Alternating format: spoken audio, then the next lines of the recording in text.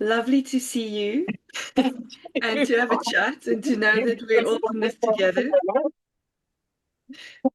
Well, it's an interesting time, isn't it? I'm actually recording this the day before the new moon in Taurus, right at the end of April. Hmm. This has been long awaited because it's squaring the final square of Mars and Pluto. So, Mm. and we've been talking about this before we started recording. I don't know about you, anybody out there, but I'm feeling very strange at the moment.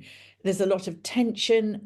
I'm feeling very separated from what my understanding of community is. Mm. Loneliness is very present for me at the moment. I don't know how that's happening for you. And I've been talking to other people who are also feeling as if something difficult is around.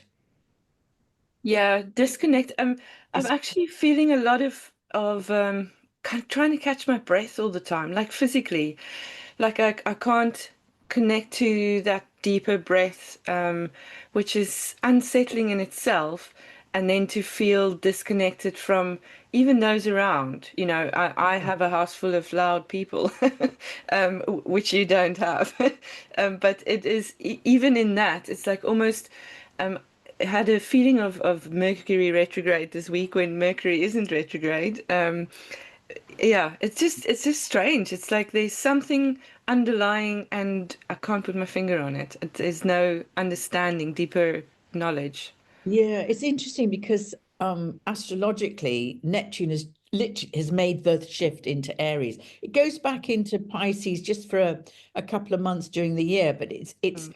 but basically it's going into Aries. And I wonder if this shift between this water element into fire element, there's a lot of steam going on. Yeah.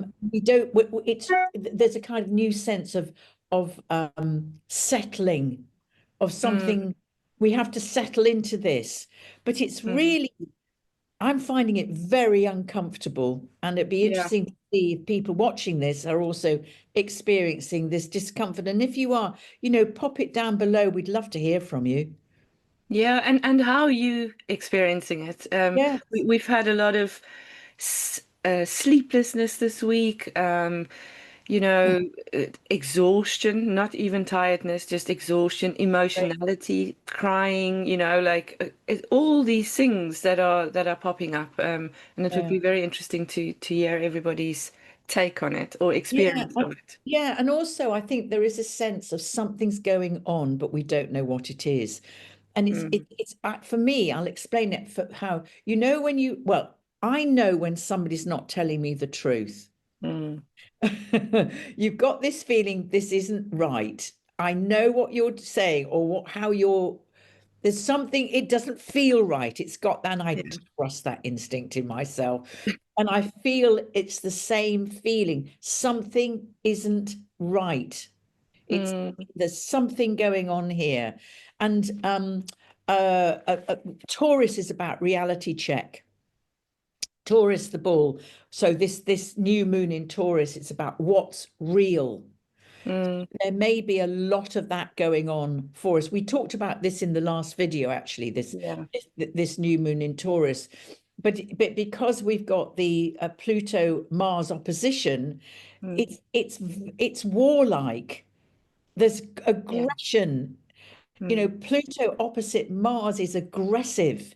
It Mm. isn't, it's there's something is going to come to the surface, or and maybe it is about Taurus is about money.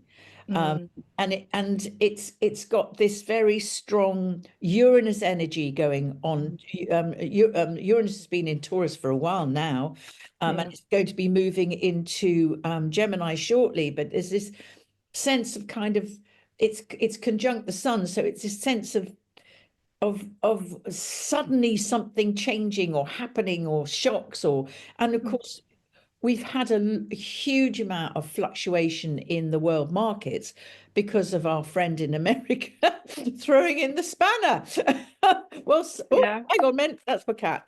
Somebody has to, and he's Yeah. done it. Whatever you think about it, so the world is changing. Yeah. Whatever happens after, well, no, the spanner has changed our world, and we don't know what those, we are in chaos, we're in free fall. Yes. But is there for you an element of a okay, we are moving into more of who we really are. Like we are seeing the gaps in our reality at the moment. We're Yeah, seeing that there's a disconnect. You talk about loneliness. yeah. We all feel disassociated from our tribe, or disconnected from our tribe. Is this maybe part of that shift of us going, oh, hang on a minute, this isn't us. We're not those beings that live in this place of pretend and materialism and whatever it is. Yeah. We need each other. This is who we are. I just think the great divides happen between people who are awake to what's happening and engage with what's happening and taking their head out of the sand, and Mm. those that aren't. I just think there is a massive, there's, it feels like a chasm is opening up between people just going, I can't live like that anymore. I have to, Yeah, I want community. I want to go, and I don't want I want to create a community that is self-regulating. exactly. I Exactly. want to be part of a community that is, it has a major age range Mhm. that is represents who we are as human beings. Yeah, Want to be a human being. I want to step yeah. away from the the madness of what money does to people and power does Mhm. to people. And I think it's Yeah. been really shown at us with this new moon in uh, Taurus. a Taurus. There is something here about massive reality check, and Mm. people out in the streets going, Yeah. hang on a minute, we didn't sign up for this. Yeah, yeah. Which is part of that. Okay, we're finding our Yeah, community, we're finding our voice. We're doing yeah, all this, and now to move forward. But in that space, there's an uncomfortability and a connection point. I love how you say of all age ranges, yeah. because we learn from the children and the elders and the middle. We all need each other in all those spaces because we're not just here now in this physical form. We bring other things to this time, which goes amiss when we segregate each other or separate each other into Yeah. age or whatever culture or yeah, any form of segregation is creating a gap, a barrier almost. And we are absolutely age phobic, age Yeah. phobic in this Mhm. culture, in our Western culture. In Eastern cultures, it's different. They're still, well, I mean, everything's becoming much more westernized these days, but there is this deep respect for the elders and for the children. And Yeah, as is in the African culture, that's the beauty of it, yeah, Everybody is together in this. The mamas and the children, we learn from each other mm, instead of teach. There's this aspect of I know better than or you know yeah, less yeah, than. yeah. Yeah, Well, it's interesting because from this very pokey new moon, this T square new moon, which is a fixed T square, so yeah, there's no give and take here. This is very, I think that's why people have kind of feel like, mm, consciously or unconsciously, by the way, yeah, we move into the full moon in May, on May the 12th, and it's 5:56 UK time. yeah, And the moon is in Scorpio. So, which is interesting because it's still Mars is still in traveling through Leo, and yeah, it's not such a tight opposition now to Pluto. It's definitely moving off, which is going to, I hopefully ease the tension a little mm, bit more. But Scorpio is ruled by Pluto and Mars.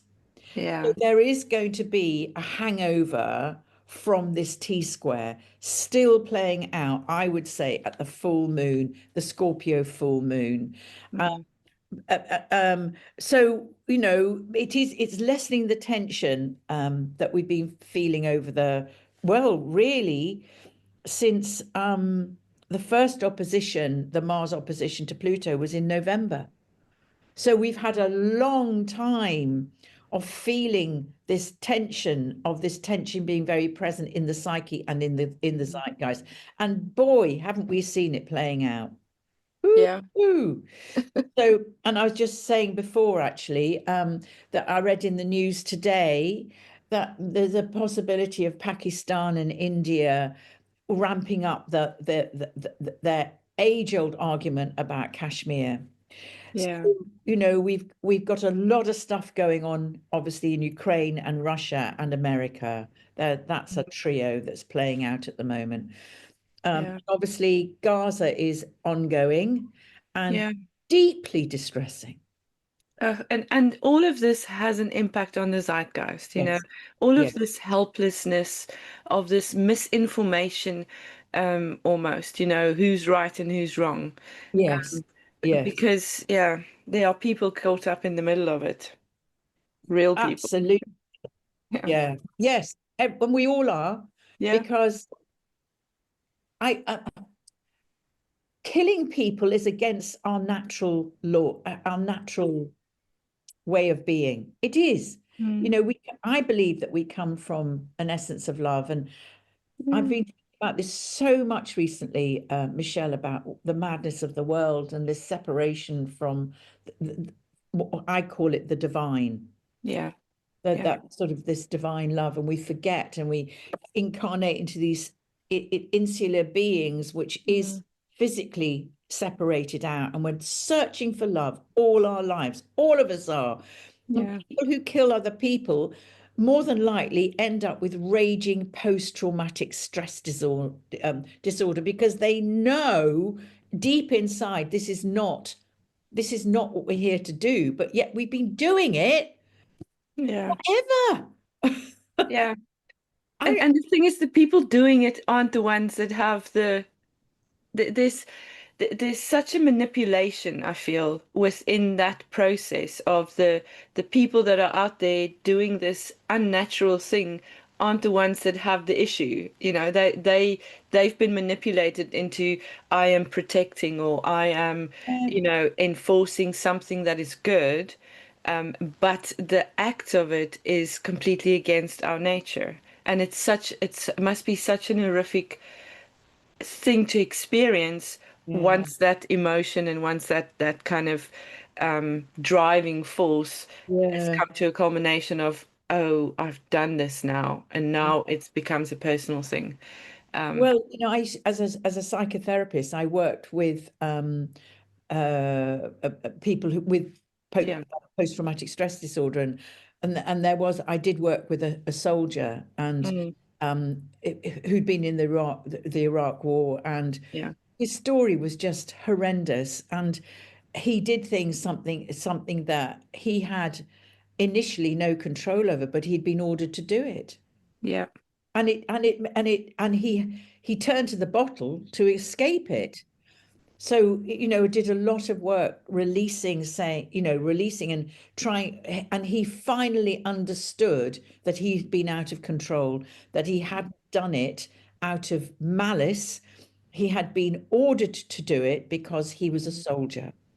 And that, when he got it into his being, it Mm, really helped. And he stayed off the bottle, yeah. was deeply vulnerable and Mm, deeply traumatized by what happened. It yeah. goes against the law of, I'm going to say something really weird, the law of God, or if you want to call it the divine or the light. No, Love. the light. It is so outside of that Yes, concept of love.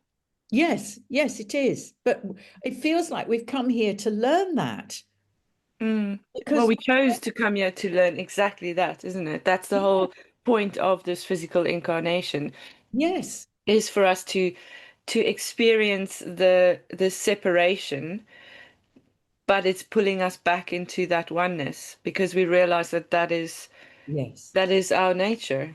absolutely. So it's I, I think the more I'm thinking about it, the more I'm engaging in it, the more I'm seeing it for what Mm, it really is. And I think this this full moon in May in Scorpio, Scorpio is very intense and it wants to go deep. It wants to know the truth. What is mm, the truth going on here? And because we've got the Sun conjunct opposite conjunct and Uranus, there is this sense of, oh gosh, it's this sense of something happening or something coming to light, or maybe things will start to come to light. Scorpio brings up the depth, it mm. brings up what the unconscious, it's going, here it is, deal with it. And you're Yeah. opposite, the moon in Scorpio is going, okay, well, we'll do a bit of, we'll do a bit of dodging around here then. Yeah. So I think there's going to be more revelations, shocking revelations, more volatility in the markets. Scorpio, Taurus axis is values, resources, money, but it's also to do with esteem, self-esteem. How do we feel about ourselves? And money is kind of, we've forgotten that, and we put all our self-esteem into what we possess and that what we own. And of course, it isn't about that. No, no. So, and I think that could be a recalibration, and a lot of people are going, I do not want to live like this anymore. So maybe this full moon, it's a completion. Moons are always about completion. Will be bringing all of that up in the zeitgeist. Something's got to blow. Well, it does. And maybe this is the build up to that. Yes. Part of the build up to that, because there's a lot of movement happening over the next year, a year and a half, even now, as we're going with these big planets moving into different signs. Um, and and this shift, this consciousness shift that you were talking about earlier, this separation as to I don't choose this anymore, I choose this. And Yeah. Taurus is also a lot about self-care, about, I think the chakra that's connected to Taurus is the heart. So, are we moving? It's interesting because in the Wisdom Seekers, I've been connecting these chakra points to our themes, which then also can connect to these signs. And the solar plexus was the one just before, well, the end of April, which is also connected to Aries, which the sun was in, and now we're moving into the heart. And I felt such activation within my solar plexus, that gut feeling that you're talking about, that there's something is not right, something isn't we're not being told like I don't know, like we're being kept in the dark somewhere and it's influencing us. This is our life and we need to be in transparency in this space. Yeah. I think that things will really start motoring when Uranus moves into Gemini in June, Yeah, because that is a really volatile, explosive combination yeah, of, all sorts of truths coming out to the light. I think there's going to be a lot more coming out about UFOs as well in yeah, after June. But what I do, I just want to come back to the full moon in May. What I do like is that Jupiter is sextile. Hang on a second. Yeah, this square is going on between Jupiter, ongoing square between Jupiter and Saturn. So it's coming up again. And this has been at the backdrop as well all the time. And I think that's going to be really interesting because it's when they were conjunct. Obviously, it was 21st December 2020, and yeah, that was when that new cycle began. And it's always called the Great Conjunction when yeah. Saturn and Jupiter come together, because we can see it happening in the sky. Yeah. The two outer planets before they just, before we can still see in the sky. And so they're now squaring each other, and they've been building up to this square for a long time, and they've been squaring and unsquaring and squaring. So I think there's something going on here as well to do with the expansiveness of Jupiter wanting to say everything in Gemini, and then there's this very strong Saturnian tension going on in Pisces, which is, it can be a spiritual calling. Yeah. Saturn is saying, well, what's real? What is Yeah. real? Hang on a minute. Whoa, Neddy, let's just slow down here. So Yeah. I think I don't know. I think when Saturn and Jupiter come together in the conjunction, it Mm. really indicates a new style of leadership. It can be new economic trends. It can be this sense of freedom versus constriction, all of that.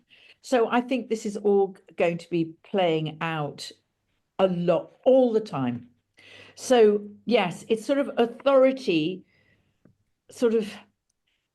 Yeah, what I felt like when I was thinking about it is Saturn doesn't like lies. Mm. Jupiter in Gemini loves a good gossip, loves a good conspiracy. So I think there's that going on as well, Yeah. So there is this tension between what's real and what isn't real. And I think Yeah. Saturn finally moves into Aries, which will be very shortly. I think it's just It's as we come into May. yeah, Yeah. yeah, yeah, Yeah. yeah. It's not quite there yet, but Yeah. it's very shortly. I think that's when things will start to something will start firing off. I don't know what we'll have to watch what that is, but don't forget that Aries is very warlike. But we'll then have Venus, Neptune, and Saturn in Aries. Yes, we will, absolutely, but we'll just have to see how that manifests. Yeah. I don't know. I'm we'll have to wait and see. Yeah. But So just very aware that I think that there will be a lot of false gurus coming up. hmm, There's going to be even more people teaching, you know, spiritual teachers, I think, will manifest actually. I think yeah. there'll be a lot of information coming out about people's visions. Mm, Neptune is very visionary. So mm, and Saturn sitting on top of Neptune, which we'll be doing all this year, and then particularly the conjunction happens in Jan 26. yeah. That's going to be interesting for everyone, how that manifests in their life.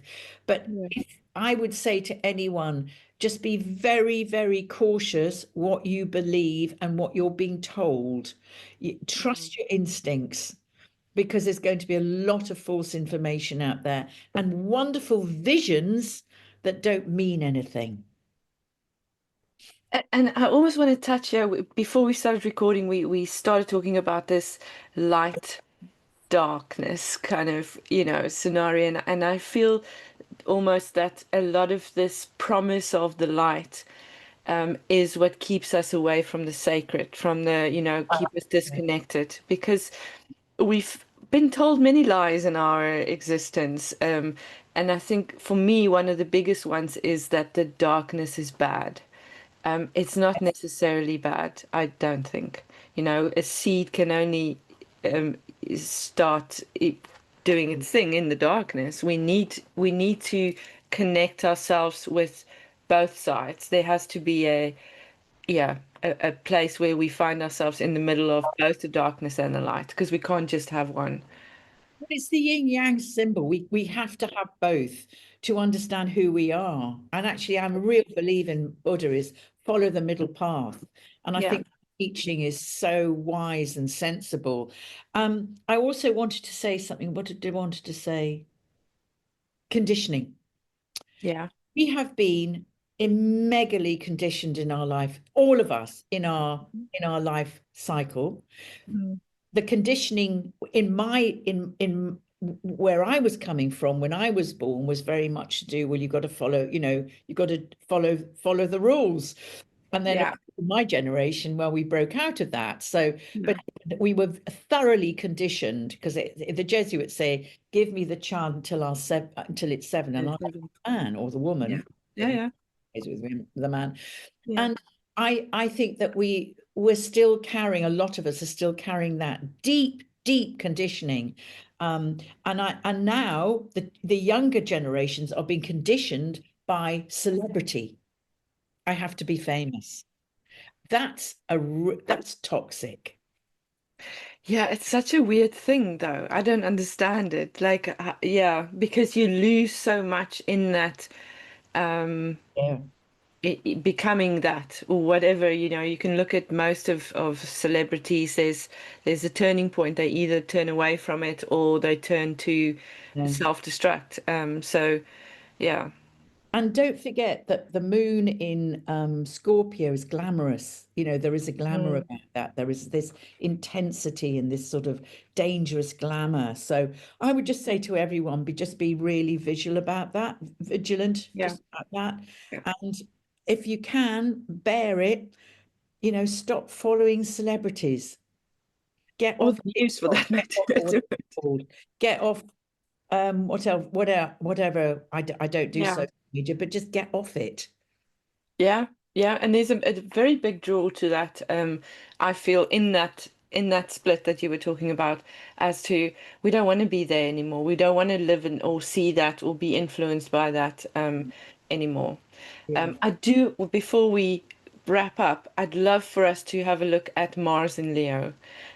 What We what need to just is very quickly talk about the new moon at the end of the month. yes, Just very quickly, yeah, it's actually in Gemini, which is lovely. So I think that's going to lighten things up. Uranus is still in the mix, but yeah, but it's not making it's not that very strong conjunction with the. It's not making a strong conjunction. It's almost just out of conjunction. So I mm, think by the end of this new moon, it's very chatty. I think there's going to be a lot more scandals coming out, actually. It wouldn't surprise me because it's actually making a trine to Jupiter digging things up. It yeah, could be we could have a lot of new explosive ideas. It's yeah, trine, it's not difficult, there's not a square. mm, Um, and the Mars has moved away from this Neptune, opposition. It's still in Leo, but it's yeah, moved away from the opposition. So I think this tension, whatever this is, will have eased by the new moon in Gemini, and that's on the 27th of May, and it's at 4 o'clock in the morning. That's obviously London time. yeah, And then we have got Saturn by that time has it's at 0 degrees Aries. So it's making a conjunction with Neptune, obviously, but yeah, they've been talking to each other all along the line. But then it is going to be in Aries. So we'll just have to wait and see how that pans out. And we've also got a Venus conjunct a Chiron. So there could be real heart openings or heart. Yeah, who am I? Who mm, am I really? What does my heart really sing for? Um, a Chiron in Aries is, who am I? And with Venus there, I think that there could be a lot of heart openings going on around that. We'll just mm, have to wait and see how it pans out. But we can talk about that more when we next meet. But I yeah, think that after this full moon, I mm, think there is going to be an easing off of this tension. But I do think there's going to be more stuff out in the zeitgeist, which is I very.